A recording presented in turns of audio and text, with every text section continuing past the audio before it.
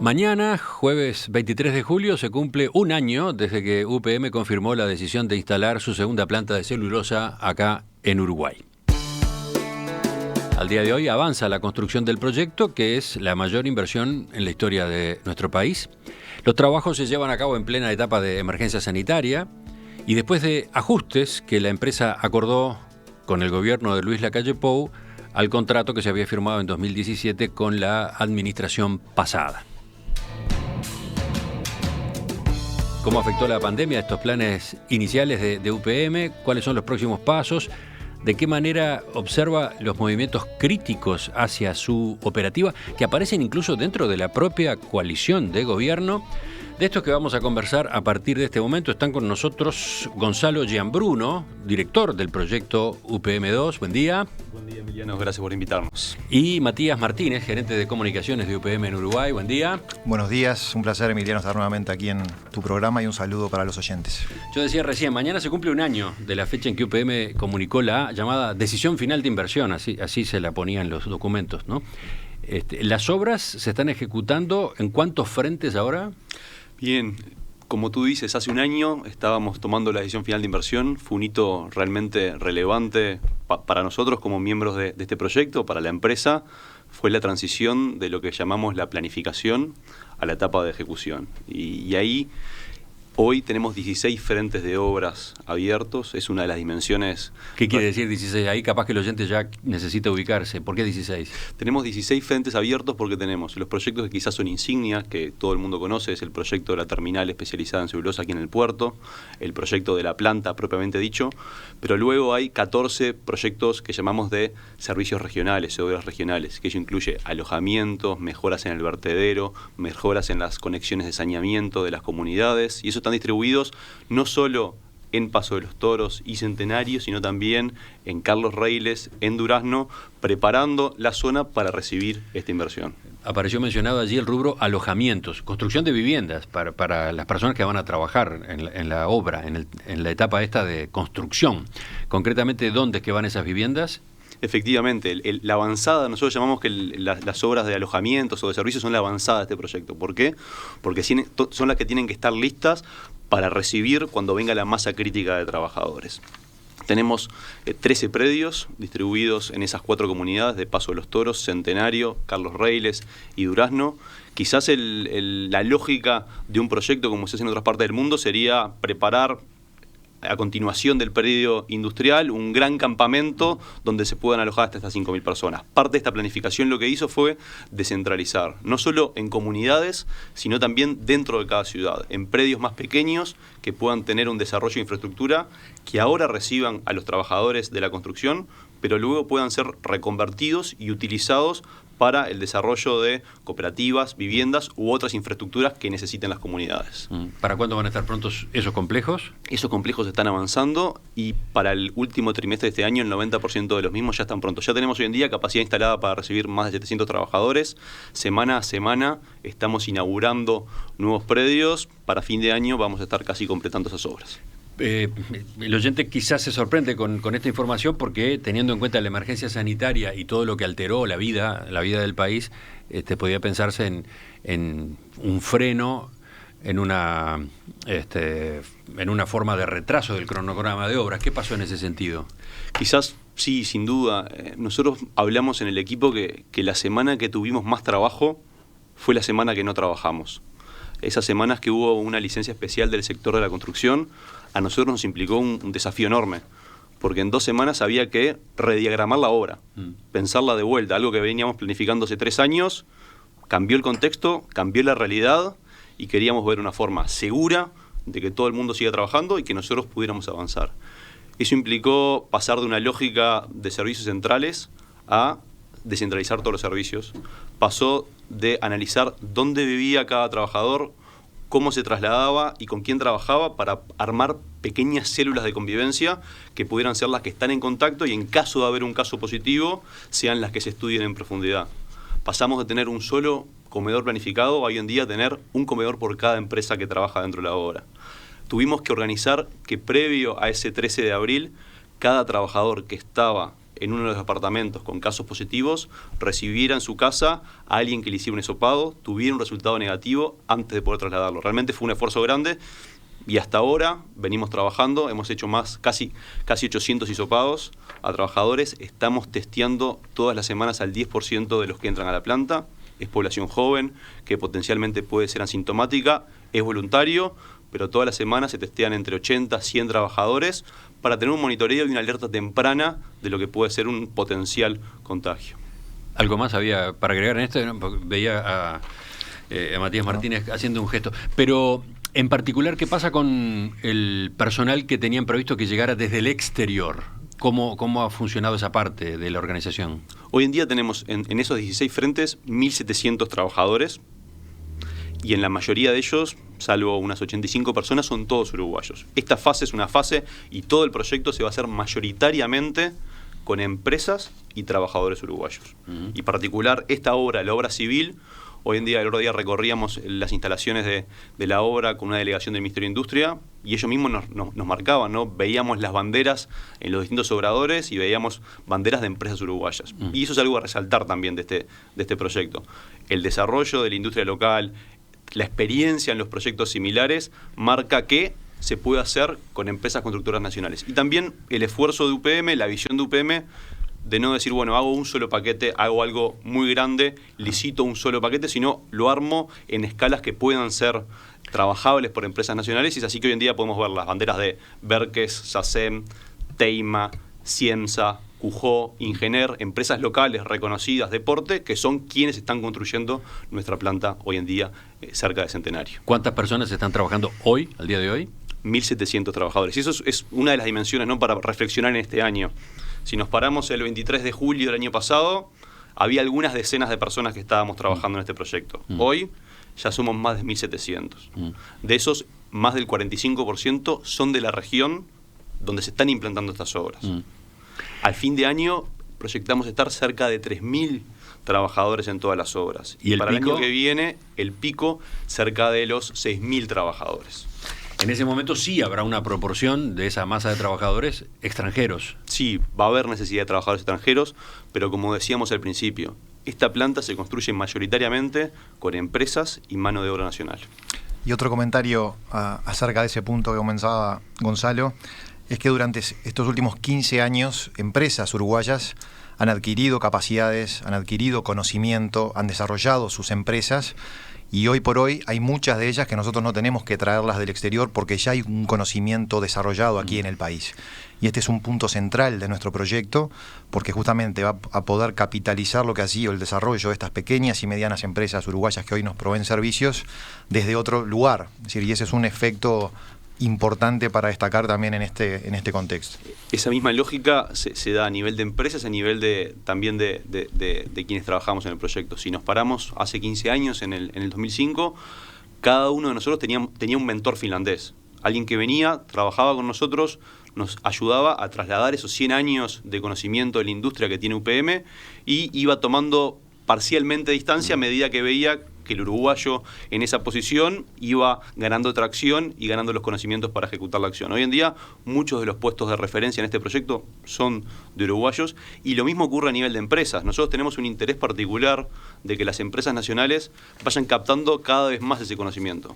Porque esto no es construir una planta y nada más. Nosotros tenemos paradas de mantenimiento, tenemos que tener los servicios disponibles para hacer todas las necesidades de la planta y eso para nosotros tiene un valor muy grande que se haga aquí en Uruguay. En estas respuestas, en estas explicaciones que ustedes están dando, indirectamente están entrando en polémica. Ustedes están contestando a la crítica, ¿no?, a la resistencia, a las protestas que están instaladas en el debate nacional a propósito del proyecto UPM, ¿no? Por ejemplo, a propósito de lo que deja o no deja UPM, a propósito de los beneficios. ¿Van por ahí? ¿Son conscientes de eso o no? Allí, Emiliano, el punto central para nosotros, primero que hay que respetar todas las opiniones de todos los grupos. Eso es un hecho y al mismo tiempo poder mantener una comunicación activa y directa con todos los grupos de interés que tengan genuinamente el afán de conocer más acerca de nuestro proyecto aquí en el país. Estamos convencidos que este es un excelente proyecto para el Uruguay, Estamos convencidos que este es un excelente proyecto también para la empresa y estamos convencidos que este es un excelente proyecto principalmente para la zona centro, que hoy tiene un menor desarrollo relativo. Y lo decimos con una total convicción y también realmente con el conocimiento de la experiencia probada de Fray Bentos. Si bien no es exactamente igual el proyecto, porque este es mucho más que una planta de celulosa, este es un proyecto que trasciende a una tercera planta, por lo que es el salto significativo en infraestructura, por lo que es el efecto en el territorio, en una zona centro, en varios departamentos. Pero la realidad es esa, si ya hay muchos de los efectos que a veces se cuestionan de distintos grupos acerca de las plantas de celulosa, que ya llevamos más de 12 años de funcionamiento ininterrumpido y entendemos que hemos sido capaces de mostrar de que tenemos un equipo competente, enteramente uruguayo, formado aquí en el país, que ha sido capaz de demostrar de que somos líderes en varios procesos, y lo digo con humildad, pero también con mucho orgullo, porque en el caso concreto de la planta hemos tenido 12 años de un funcionamiento, por ejemplo, en desempeño ambiental que ha sido excelente, con evidencia empírica de los resultados. Y lo mismo como empresa, es decir, hace más de 30 años que hoy estamos operando en Uruguay, tenemos estándares que han sido transferidos también para las pequeñas y medianas empresas, tenemos una cultura de trabajo, Emiliano, que personalmente siempre intento también destacar, porque también se transfiere a las otras empresas, no es exclusivamente UPM, y ahí también destaco el valor del intercambio cultural entre Finlandia y Uruguay. Entiendo que una de las claves del éxito del proyecto de Fray Bentos estuvo asociado a que nosotros como uruguayos tuvimos la capacidad de tomar lo mejor de la cultura nórdica, así como también como uruguayos tenemos valores muy buenos y que nos permitió ese afán de salir adelante, de aprovechar la oportunidad de competir con el mundo y mostrar que hoy Uruguay está posicionado como uno de los países donde se puede producir celulosa de calidad y de celulosa competitiva que le permite tener previsibilidad para el Estado en el largo plazo, también para las empresas y principalmente para las comunidades donde se opera este proyecto. Pero justamente, escuchando ahora estos nuevos datos que aparecen, nuestros nuevos énfasis, vuelvo a lo que yo decía. Ustedes están de algún modo informando valor agregado del proyecto UPM2 en este caso, que probablemente no se tenga en cuenta en algunas de las discusiones, ¿no? Ustedes están diciendo, más allá del dinero, de la inversión, del monto de la inversión, más allá de los puestos de trabajo, que, bueno, ahora veremos exactamente cuáles terminan siendo, etcétera, ustedes están advirtiendo que hay otros saldos que deja el proyecto, por ejemplo, en know-how, en empresas constructoras uruguayas, en obreros uruguayos, por ahí van. Decididamente, y ese es el principal retorno que tiene este nuevo proyecto para el Uruguay, que es el conocimiento que queda en uruguayos, que se transfiere a toda la industria nacional que también crece junto con nosotros. Y ese es un activo que no le podemos poner un número a ese efecto y a esa cultura que eleva los estándares de gestión, que eleva los estándares de seguridad, que va posicionando de alguna forma a la industria nacional en otro nivel, en otra escala. Y sí, ahí es interesante ese punto porque cuando se discute a propósito de un proyecto como el de UPM2, y no solo sobre y aparece la cifra de personas que van a estar trabajando en la obra, en la etapa de construcción, que es una cifra muy grande, a continuación se añade, sí, pero eso es transitorio, ¿no? Eso es transitorio, la cantidad de personas que van a trabajar realmente después es tal otra que es más baja. Ustedes acá están poniendo un ángulo que creo que no se explora mucho, que es esta etapa, la que se está recorriendo, además del número de empleados, tiene otros condimentos, tiene otros agregados, a eso están yendo, ¿no? Claramente, a ver, es una realidad que la construcción es transitoria y que esas cifras que hay en la construcción es transitorio. Después viene la operación, que es lo definitivo, y ahí se generan 10.000 puestos nuevos de trabajo. Y ahí está el tesoro de este proyecto, en esos 10.000 puestos nuevos de trabajo y en las 600 empresas medianas y pequeñas que trabajan en la cadena. ¿Por qué digo que es el tesoro de este proyecto? Y de vuelta, acá ya no estamos teorizando, estamos hablando de lo que ha ocurrido en estos últimos años. Si tomamos desde que comenzó la industria de la celulosa en Uruguay, en la fase industrial hasta ahora, y graficamos dos elementos, lo que ha sido el nivel de producción y lo que ha sido el precio de nuestro producto. Nuestro producto es un commodity, somos de alguna forma tomadores del precio mundial, el precio ha sufrido subidas y bajadas de varios cientos de dólares y la producción se ha mantenido aumentando constantemente año a año. ¿Qué quiere decir eso? que acá tenemos una industria que es competitiva, una industria que puede pensar en largo plazo, que debe pensar en largo plazo, y esa lógica que a nosotros de alguna forma nos la impone la cadena de valor. Nosotros decimos que podemos pensar en ciclos como mínimo de 10 años. ¿Por qué? Porque es el tiempo en que lleva a crecer nuestra materia prima. No nos podemos decir, bueno, este año es mejor, vamos a adelantar una cosecha, o este año es peor, no cosechamos. Nosotros estamos obligados a pensar 10 años. Y esos dos componentes, el pensamiento a largo plazo y de alguna forma lo que es la cadena de valor, hace de que podamos transmitir estabilidad a esas 600 empresas que son parte, porque no es la cadena de UPM, es la cadena de esas 600 empresas que trabajan con nosotros, que pueden generar sus beneficios, generar ganancias, dar empleo, transmitir estabilidad y pensar también en largo plazo a los empleados que ellos tienen. En esas 600 empresas, ¿cuántas personas a su vez entonces trabajan? A lo largo de esa cadena, que parte de lo que es vivero, silvicultura, plantaciones, logística, cosecha, logística, transporte, son esas 10.000 puestos directos, indirectos e inducidos que se generan. Pero ustedes están hablando del UPM 2. Solamente de UPM 2. Solamente de UPM 2. Está el debate siempre, aparece el debate siempre a propósito del hecho de que la planta está en zona franca. Y por lo tanto tiene una serie de ventajas desde el punto de vista fiscal, desde el punto de vista de lo que aporta a las arcas del Estado. Ustedes contestan con esto otro. ¿Cómo es entonces?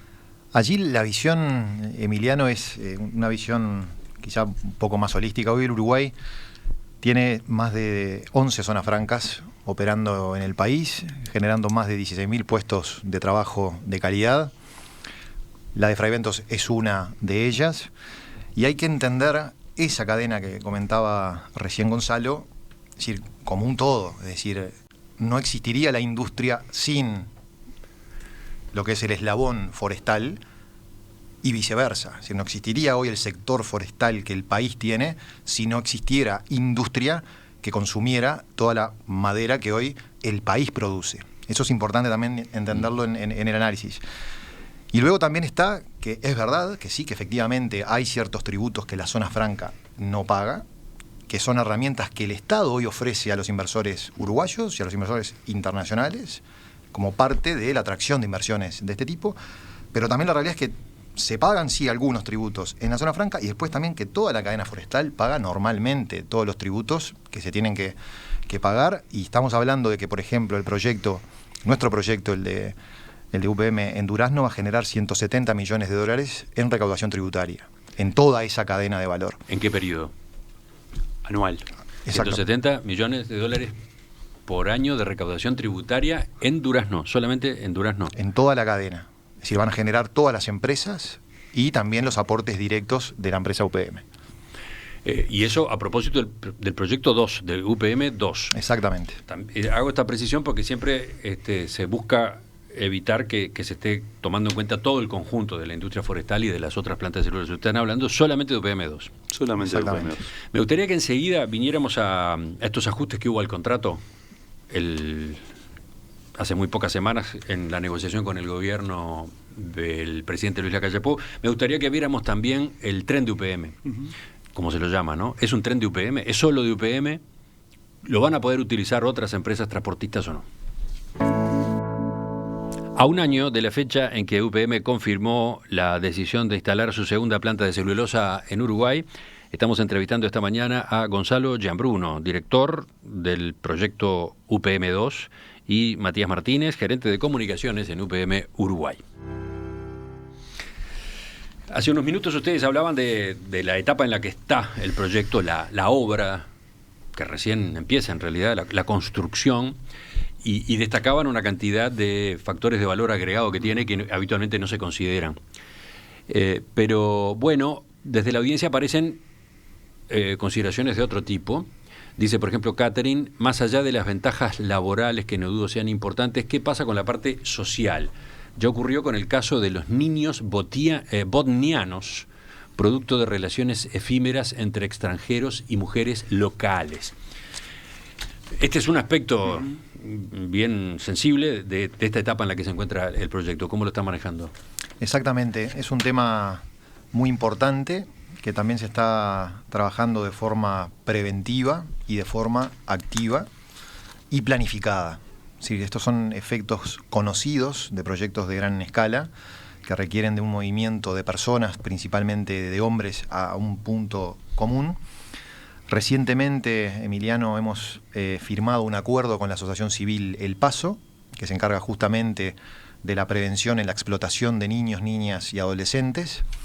Y está previsto desarrollar básicamente 2 programas centrales. Uno que es un programa de sensibilización enfocado en los trabajadores que vayan a trabajar en el sitio de construcción de la planta y también en la comunidad. La idea es transferir también esos conceptos y esos trabajos a todas las comunidades con el fin de poder dimensionar aún más esos potenciales efectos. Y también se va a formar a 40 referentes de las comunidades de Paso de los Toros, Carlos Reiles, Pueblo Centenario y Ciudad de Durazno, para que puedan también tener las herramientas para poder gestionar eventuales casos asociados a esta temática. Pero es un tema central, bien importante, y que lo estamos asumiendo con mucha responsabilidad. Después aparece otra consulta, no tanto a propósito de esta etapa, sino de la que viene, la de la planta ya funcionando. Dice Augusto, un proyecto de este tipo es desarrollo para las zonas donde se encuentra la planta y donde operan las empresas que trabajan para la planta, subdesarrollo, en cambio, para la zona de las plantaciones. ¿Qué tienen pensado hacer con las grandes extensiones forestales sin gente, donde se potencia además el abigeato? Agrega. Bien, ahí la respuesta es planificación, planificación, planificación. Claramente hay parte del desarrollo que se da en la zona industrial, pero nuestra visión es que la mayor parte del desarrollo de oportunidades se da en el área forestal. En el área forestal se necesita de forma sostenida empleo. Nosotros decimos que estos proyectos generan tantos puestos de trabajo. Una vez que la decisión de inversión está tomada, se cambia la palabra y pasa a decir necesita. Y hay 2 formas de alguna forma de proveer ese empleo. Es desarrollar a la gente de las comunidades. Sabemos que no hay gente suficiente en esas comunidades al este del eje de la Ruta 5, donde va a estar la mayor parte de las operaciones forestales. Y lo otro es afincando nuevos trabajadores. Y hay una planificación muy seria que toca temas de movilidad, de educación, de desarrollo de oportunidades también para las familias, que busca justamente que esos nuevos trabajadores se afinquen en esas comunidades. Y afincándose generan desarrollo, pasan a ser miembros de esa comunidad.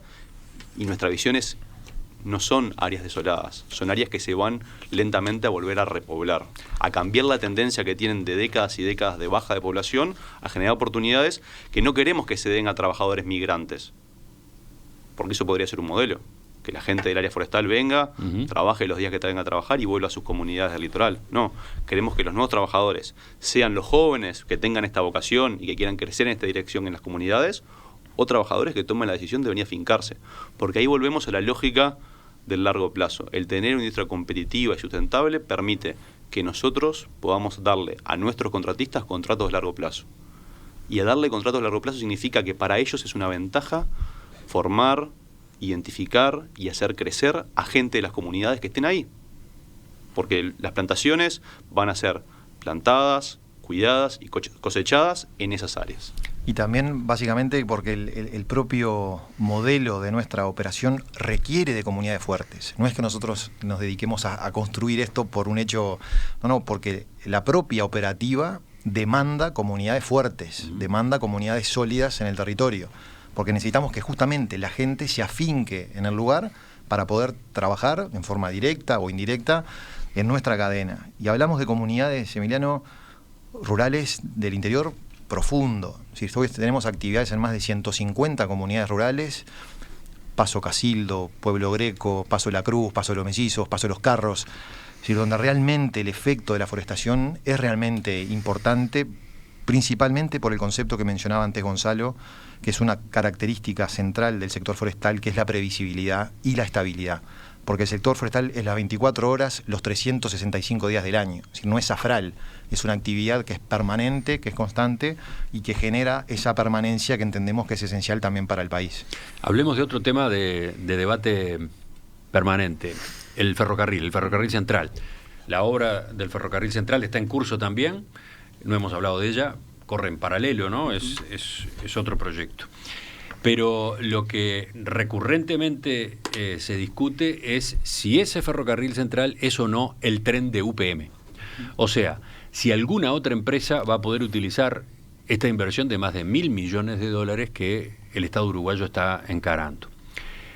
Hay quienes interpretan que UPM tendrá libre disponibilidad de las vías de ese ferrocarril y que con una antelación de hasta 24 horas podrá acceder de manera preferencial a las frecuencias que necesite para transportar su producción a Montevideo o de regreso de Montevideo.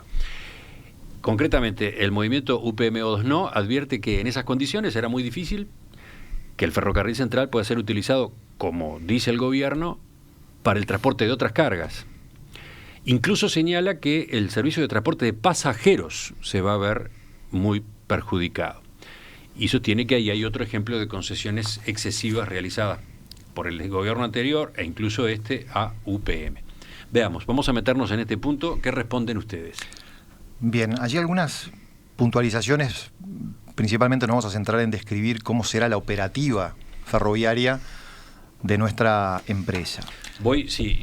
Creo que conviene, por las dudas, para el oyente leer lo que dice el contrato RO-UPM.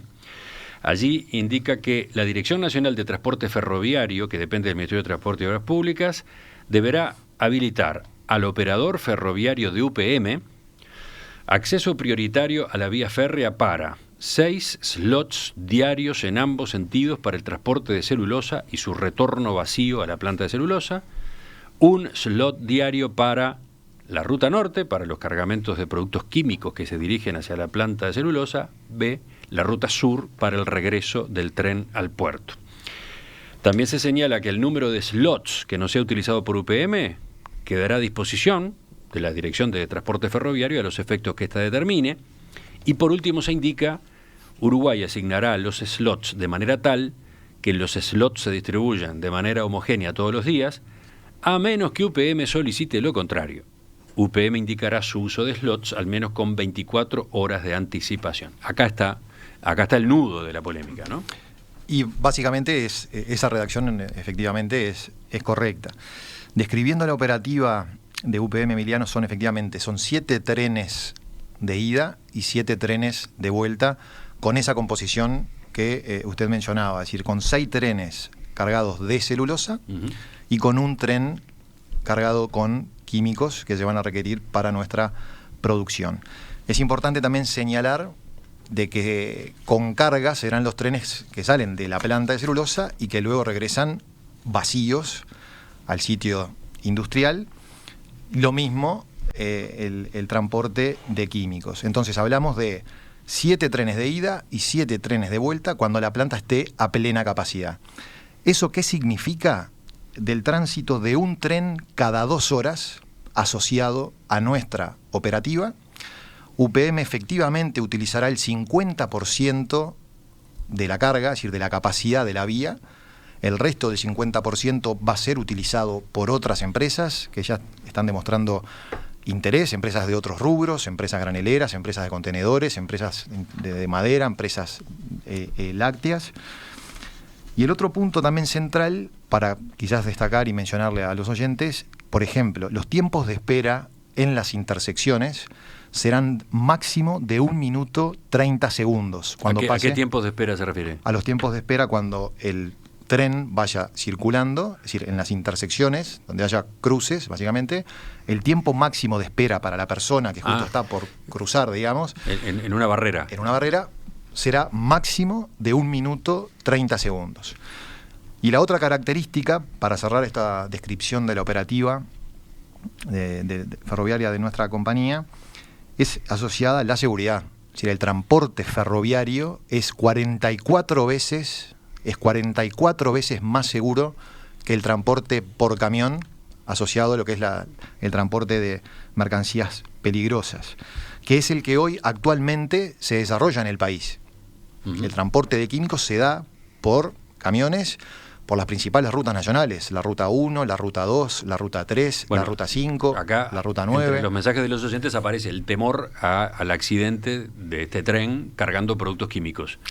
Exactamente. Este es uno de los puntos delicados del proyecto, ¿no? Esa es una característica de las cuales el operador ferroviario tendrá que aplicar los más altos estándares nacionales e internacionales asociados al transporte, en este caso de mercancías peligrosas, y lo va a aplicar tanto durante la carga y la descarga de los químicos, durante la operación y también durante la etapa de mantenimiento. Y allí unos puntos que son requisitos clave que están asociados a lo que es el diseño de los vagones, lo que es la señalización de los vagones, lo que es el mantenimiento de los vagones, lo que es la capacitación operativa del personal que lleve adelante esa gestión y también los planes de emergencia que tendrán que desarrollar junto con las autoridades locales para poder, en la eventualidad de enfrentarse a una situación de esas características, dar respuesta segura y confiable a todas las comunidades y a la sociedad civil en su conjunto. Pero volviendo al punto previo también, enfatizar algunos de los conceptos que vertía Matías. El operador ferroviario que utiliza el UPM va a utilizar el 50% de la carga. Bueno, vamos a eso, porque recién aparecía la descripción de cómo es la operativa en general, qué dificultades o qué complicaciones genera a los entornos, bueno, el riesgo de accidente en caso del transporte de productos químicos y cómo se lo maneja. Pero estaba el punto crítico de si efectivamente, de acuerdo al contrato, como está redactado, va a haber otros usos posibles para esa fenomenal infraestructura en la que se está invirtiendo, ¿no?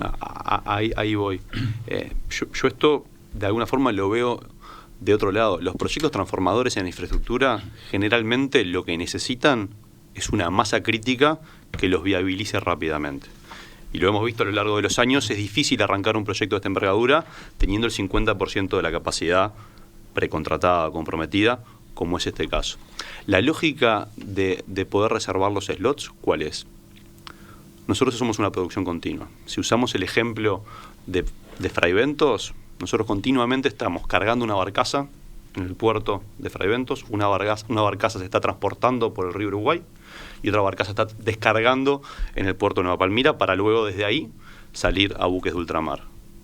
Acá nosotros no podemos acumular. No acumulamos y largamos la producción al mismo momento.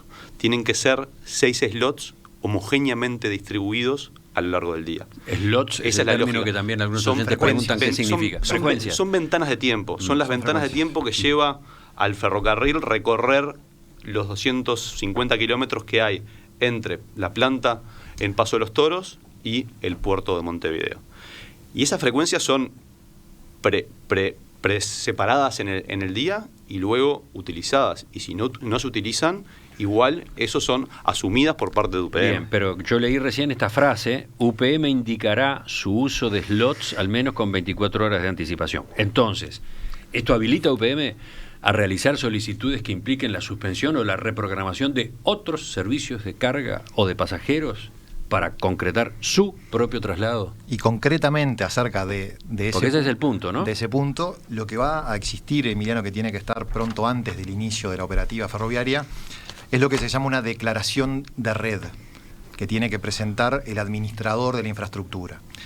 En términos generales, ¿qué significa? Se tiene que conocer de antemano, y eso es en base anual, cuál va a ser la carga que se va a transportar de los distintos operadores ferroviarios, cuáles van a ser los tramos, cuáles van a ser los tiempos estimados. Es decir, va a haber una transparencia y una claridad acerca de cómo va a ser el uso eficiente de la vía. Pero se interpreta que UPM puede hacer cambiar esos planes con 24 horas de anticipación. Allí las empresas interesadas en hacer uso de la vía van a solicitar los slots o las frecuencias en los días que ellos tengan interés en hacer uso del sistema ferroviario. Esas empresas, una vez que durante el año hagan uso de la vía y tengan un alto nivel de cumplimiento, si el día de mañana UPM solicita los mismos horarios en los mismos días que la empresa X había solicitado anteriormente, no se pueden trasladar. Si esa empresa va a mantener esos slots, esas frecuencias, y UPM no tiene ninguna potestad para poder modificar eso. Lo que se busca, el concepto de fondo, es que exista un sistema eficiente, confiable, para todos los operadores y para todos los usuarios de la vía. Es decir, lo que allí se menciona en el contrato, por ejemplo, si la empresa, sea UPM o sea otra empresa, con menos de 24 horas quiere o bien agregar otro tren o bien no utilizarlo, la idea es informar al centro del control de tráfico para que pueda gestionar esa solicitud, ver qué espacio existe en la vía para poder incorporarlo o no incorporarlo, pero no es que UPM tenga disponibilidad, es decir, constantemente de elegir los horarios o las frecuencias. Eso UPM, va a estar preasignado. ¿UPM no puede tomar una frecuencia que ya tiene asignada a otra empresa transportista? No. Y otro comentario muy importante, Emiliano. El texto dice, Uruguay asignará los slots de manera tal que se distribuyan de manera homogénea todos los días, a menos que UPM solicite lo contrario. Y UPM indicará su uso de slots al menos con 24 horas de anticipación. Es decir, todas las frecuencias que ya estén asignadas para otras empresas, ni UPM ni otras empresas podrán hacer uso, excepto que exista un incumplimiento, lo mismo que en nuestro propio uso. Es decir, si una empresa no cumple regularmente con esa utilización, el centro de control de tráfico puede asignar a otro usuario que también haya estado interesado. Y otro punto importante para cerrar este concepto es, si existen al mismo tiempo la demanda de distintas empresas por el mismo horario, quien tiene prioridad es el transporte regular de pasajeros. Ese es un concepto mundial, que es global, que siempre la prioridad es del tren, del transporte regular de pasajeros. Entonces, resumiendo, UPM no tiene exclusividad en el proyecto del ferrocarril central. Lo que sí tiene es prioridad de uso en estos 7 slots que usted mencionaba, pero después van a ser utilizados por otras empresas que ya están demostrando interés en poder hacer uso de la vía. Y el concepto de la prioridad en realidad está dado por la disponibilidad, Emiliano, que es el concepto que de alguna forma genera esa competitividad para el país y para todas las empresas que tenemos interés en hacer uso del proyecto del ferrocarril central. Enseguida ingresamos en la tercera parte de la entrevista a propósito del proyecto UPM2, su estado actual, sus posibilidades. Tercera y última parte. Estamos con Gonzalo Gianbruno, director del proyecto UPM2, Matías Martínez, gerente de comunicaciones de UPM en Uruguay. Difícil abarcar en una entrevista de duración razonable todos los temas que habría que plantear y sobre los cuales incluso consultan los oyentes, porque aparte de lo que yo pueda tener preparado de antemano, de lo que estuve armando ayer, están los oyentes con sus propias inquietudes. Por ejemplo, hay quienes quieren saber cuáles son los productos tóxicos, ese es el término, que van a transportarse en el tren, en el ferrocarril central, en los servicios de la operadora de UPM, a lo que ustedes aludieron, ¿no? Hablamos de productos químicos. El oyente plantea el término tóxicos. Bien, ahí para ser bien concretos, ¿no?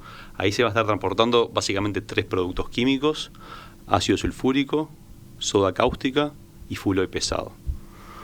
Si hablamos de los primeros 2, hoy en día circulan en el país por año 5.000 camiones con esas sustancias. Si usted se detiene en la ruta nacional y ve un camión que tiene un rombo que dice 8 y al lado dice 1830, eso es ácido sulfúrico. Y llevarlo de la ruta nacional a lo que es una vía férrea está estudiado mundialmente que baja los riesgos en un 40 veces con respecto al transporte carretera. Quien plantea la pregunta, Norberto, dice: trabajo en emergencia móvil, me gustaría saber cómo accionar, qué precauciones para no generar más daños en el caso de accidentados, etcétera. O sea, aparece la preocupación ya en un escenario de accidente, ¿no? Y es una pregunta bien válida. Primero, esos productos se han transportado de los 12 años que nosotros hoy en día operamos en Fraiventos sin ningún incidente. Hoy en día se transportan por carretera y no hemos tenido un incidente en estos 12 años. Segundo, para poder transportar estos productos, lo primero que tiene que haber es una identificación muy clara. El vagón debe decir qué producto se transporta. Segundo, debe tener las instrucciones de cómo reaccionar en caso de incidente. Y los primeros a ser capacitados mediante no solo conocimiento teórico, sino simulacros y acciones, son los que vayan a operar la vía. Hay normas internacionales, la norma RID, que define claramente cómo tienen que ser los procedimientos en cada una de esas acciones. Y para desmistificar de alguna forma estos productos, son productos que no solo se consumen en la industria de la celulosa, los consume OCE en cada una de sus plantas de tratamientos para hacer la regulación de pH, por ejemplo. Los consumen otras industrias que son en el día a día, que están instaladas dentro también de lo que son las áreas de la ciudad. Sigamos. Preguntan oyentes también a propósito de cuánto se paga por por el uso de la vía férrea, etcétera. El diputado Eduardo Lust de Cabildo Abierto presentó la semana pasada una denuncia penal de 26 páginas contra el expresidente Tabaré Vázquez y todo su gabinete por haber firmado una resolución con modificaciones al contrato original ROU-UPM de 2017, suscrito en abril de 2018. Con su accionar cambiaron el monto del pago que tiene naturaleza de canon por el uso de las vías férreas entre Montevideo y Paso de los Toros y viceversa. Causaron un grave daño a la economía nacional, a la nación, a toda la República, a sus habitantes, en beneficio de la empresa UPM, sin justificación de hecho, contrariando las normas de derecho y el texto del contrato y la Carta Magna. Obviamente acá el foco está puesto en las autoridades anteriores, pero ¿qué responden ustedes a propósito de esa modificación en el pago del canon?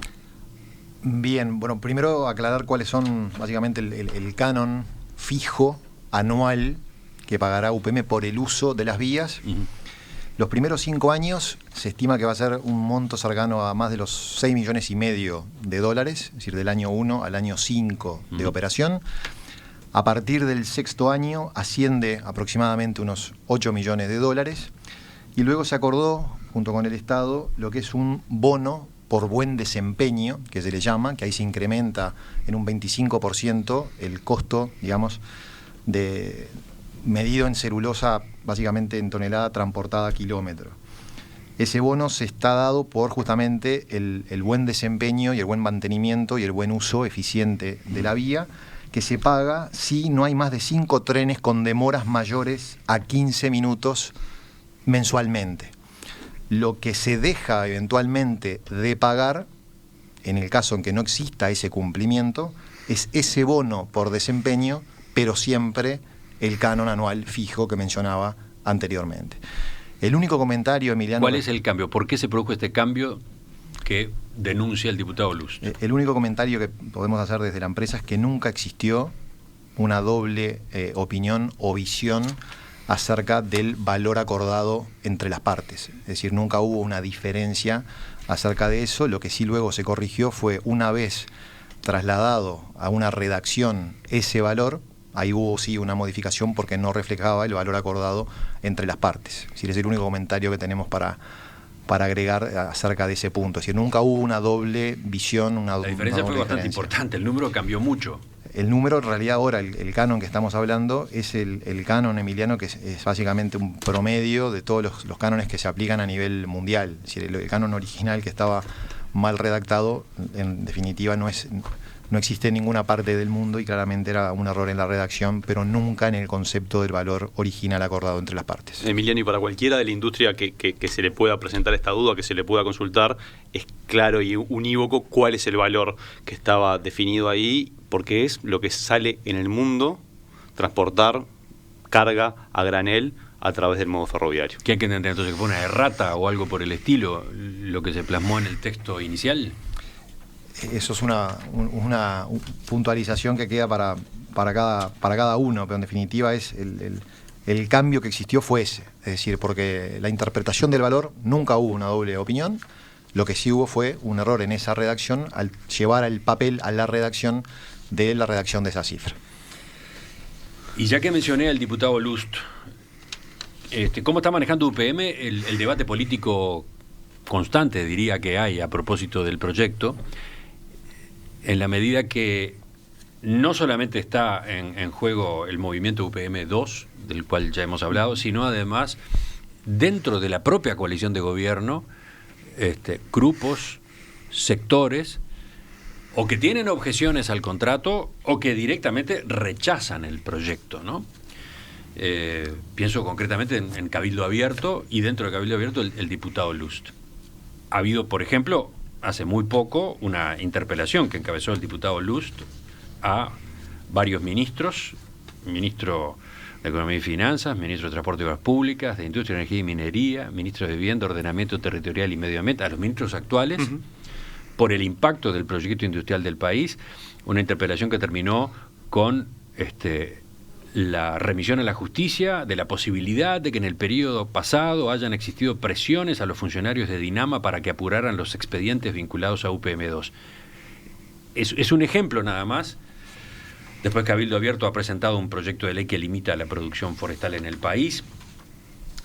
Ahora estaba esta denuncia penal de hace unos días. El propio gobierno, el nuevo gobierno, renegoció o entendió que tenía que renegociar con UPM algunas cláusulas del contrato pasado. El presidente de la República, él ha sido crítico de aquel contrato.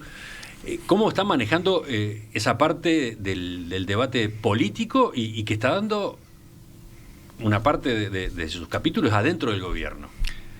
Allí, Emiliano, algunos conceptos generales. Es decir, si hoy estamos aquí junto con Gonzalo haciendo una actualización de este nuevo proyecto de la empresa en esta nueva reinversión en el país, se debe principalmente a que hubo una política de Estado definida por el país, donde todos los partidos políticos han tomado decisiones trascendentes para estar hoy donde estamos en esta etapa del proyecto. Se desarrolló un sector forestal que sigue creciendo, que atrajo la industria, que era uno de los objetivos que tenía la ley. Otro de los objetivos era el poder generar mano de obra descentralizada en el interior del país, era poder diversificar la matriz energética que hoy el sector forestal aporta significativamente a través de la biomasa que generan las plantas de celulosa. Esa como una primera puntualización que hay que destacar y que hay que reconocer, porque la empresa sí lo hace. En segundo punto, hace más de 30 años que operamos en el país. Conocemos perfectamente el Uruguay, hemos tenido un diálogo con todos los distintos partidos durante todo ese periodo. Y el tercer elemento, Emiliano, es que estos proyectos trascienden 10 periodos de gobierno. Sí, son proyectos a 50 años. La empresa debe mantener activamente una comunicación para aportar información, porque hay muchas cosas que se trabajan conjuntamente, evidentemente, en esa planificación con el Estado, con los gobiernos municipales. No nos olvidemos que hoy UPM tiene operaciones en 14 departamentos del país, que son gobernados por distintos partidos. Entonces, de algún modo buscamos esa interacción constante, abierta, activa y de confianza, porque eso es lo que el país le ha brindado a la empresa, y también humildemente entendemos que la empresa ha cumplido con creces con todos los compromisos asumidos. Sí, pero mi consulta iba a propósito del debate político, que se suma a los movimientos de tipo social que también existen, porque no mencioné todo lo que es la discusión sobre el trazado del ferrocarril central, que de algún modo está asociado también al proyecto UPM2. Esa parte, el hecho de que desde los partidos que hoy integran la coalición de gobierno se ha cuestionado a la fuerza política que gobernó en el pasado, al Frente Amplio, por haber hecho un contrato entreguista con UPM, ese ha sido el término más de ocasión, y eso sigue latente, en distintos momentos sigue latente. Hoy analizamos, Emiliano, desde nuestra visión, de nuestro análisis, que existe un amplio apoyo de todo el espectro político nacional y también de la opinión pública. ¿Y qué son estas manifestaciones que yo estaba mencionando recién entonces? Y hay grupos minoritarios que sí tienen visiones contrarias a algunos aspectos del proyecto, visiones que nosotros respetamos profundamente, visiones que también nos hacen tener activamente reuniones con todos los grupos. Hemos tenido durante este proceso más de 24 sesiones informativas públicas, donde todos los interesados han participado, han preguntado, hemos dado respuesta nosotros mismos a grupos contrarios. Hemos tenido más de 150 reuniones presenciales con grupos de interés, de asociaciones rurales, federaciones, todos los grupos que han mostrado interés en conocer genuinamente las características del proyecto. Nos hemos reunido activamente y entendemos que esa es la forma responsable que la empresa puede llevar adelante para poder gestionar ese tipo de críticas o de grupos que tienen alguna visión contraria. Pero queremos destacar, y hago un hincapié fuerte en este punto, es que si hoy estamos en esta etapa de nuestro proyecto, se debe esencialmente a que todos los partidos han sido clave para hoy poder estar aquí, porque el sector forestal se ha desarrollado en base a una ley que hoy es una política de Estado reconocida no solamente aquí en Uruguay, sino también a nivel internacional. Y nosotros, de vuelta ahí, jerarquizar lo que decía Matías. Esto no es una inversión, esto es una reinversión. Con las cartas vistas, entendiendo cuál es el apoyo del sistema político, y no es una inversión que se toma en base quizás a un grupo de asesores que a una inversión internacional vienen y le dicen y le cuentan cómo es Uruguay y cómo funciona, sino es en base al conocimiento de 30 años de operación. Y estas inversiones transformadoras, de alguna forma, también desafían un mito que tenemos y que quizás a veces nos limita, que es que este tipo de proyectos, públicos o privados, tienen que comenzar, diseñarse y culminarse máximo en un periodo de 5 años. lo que realmente transforma, lo que realmente cambia, necesita más tiempo. Y se ha hecho en este país, y se ha hecho de esta forma, porque la lectura de la compañía es que acá hay un sistema político que ha respaldado esto, que hay un apoyo de la opinión pública eminentemente positivo sobre esto, y esto realmente permite que la empresa no duplique, sino que triplique la apuesta por el país, que creo que es bueno para nosotros y es bueno también para el país. Y una última puntualización acerca del contrato que usted mencionaba, y es de que en el contrato no hubo un solo incentivo, es decir, un solo incentivo que haya recibido la empresa UPM por fuera de lo que hoy ofrece el régimen fiscal del Uruguay y que hoy el país ofrece a inversores uruguayos e inversores extranjeros. Es decir, todo lo que está dentro del contrato es parte, claramente, considerando lo que es la escala, considerando lo que es el monto de la inversión y considerando lo que es el plazo. Claramente eso también se reconoce en esos criterios que el Estado analiza al momento de otorgar ciertos tipos de exoneraciones. Y ese me parece que es un punto central porque efectivamente es así. Gonzalo Gianbruno, director del proyecto UPM2, Matías Martínez, gerente de comunicaciones de UPM. Vamos a cerrar acá la entrevista, a pesar de que a mí me quedaron, 10 preguntas y a los oyentes 30. Les dejamos planteada la invitación para poder visitarnos, para poder hacer un programa desde el proyecto. Creo que esa también es la mejor forma. Nuestras acciones hablan por nosotros. Sin duda que vamos a volver sobre el tema y sin duda que es importante estar ahí y no simplemente ocuparnos del tema desde el escritorio, desde el estudio acá en el centro de Montevideo. Pero quedan cantidad de interrogantes. Por ejemplo, ¿cuántas plantas de celulosa entienden que debe tener el Uruguay? ¿Qué superficie de monte se requeriría? Ese es un punto de debate, ¿no? A propósito, por ejemplo, del proyecto de Cabildo Abierto. Nosotros estamos muy enfocados en el inmenso desafío que tenemos por delante, que es hacer un proyecto exitoso, culminarlo en tiempo y forma y que agregue todo el valor que entendemos que va a agregar. Pero lo menciono como un ejemplo nada más. Sobre estos y otros temas volvemos a entrevistar en cualquier momento a ustedes o a otras autoridades de la empresa. ¿Les parece bien? Muchas gracias. Ya seguimos, ya continuamos. Viene la tertulia de este miércoles.